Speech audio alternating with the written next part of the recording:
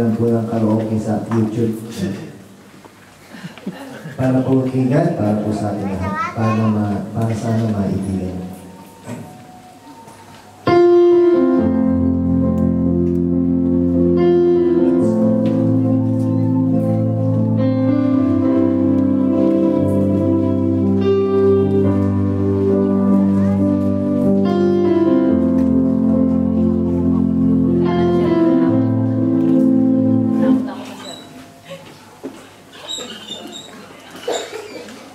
Wala akong kopi, hindi ko memorize.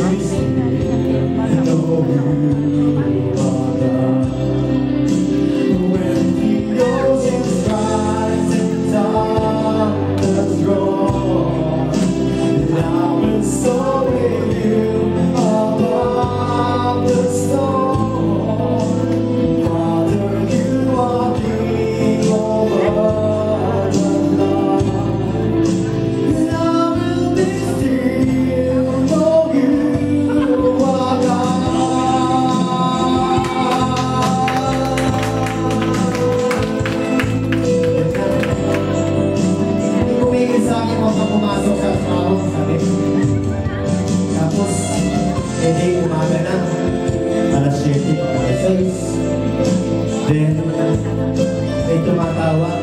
First time ko marinig. Class 1. Magsisimula sa class 1. Tapos, bakit fiber? Eh di nag-recall ako. Yung pala, yung aming tatay, tinawagan ako. Tagal namin hindi nagkikita, hindi nag-uusap. Tinawagan ako. Yung father ko, yung damdamin ko, kahit may galit ako sa kanya, naalala niya akong tawagan. Pero, yung nawala lahat yung galit dito. Yung Sabado kahapon. Yung, tapos, tutuloy ko kami. Find rest my soul in Christ alone.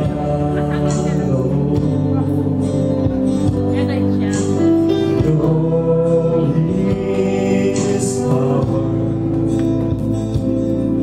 in quietness.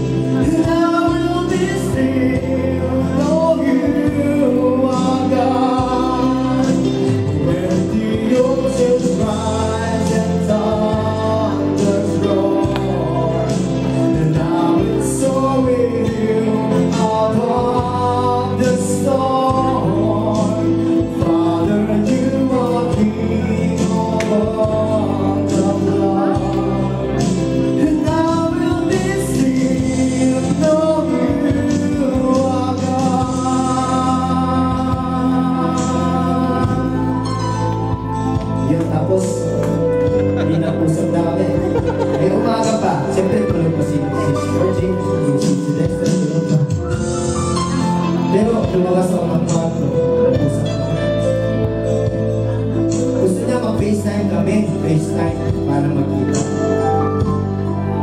Hindi, huwag ka mag-FaceTime ka.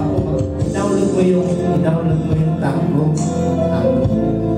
Hindi nag-download siya. Tapos maya-maya tumatawag na naman siya. Parang bang yung makulit. Yun, tapos nag-usap kami, tagal. Sabik na sabik sa isa't isa.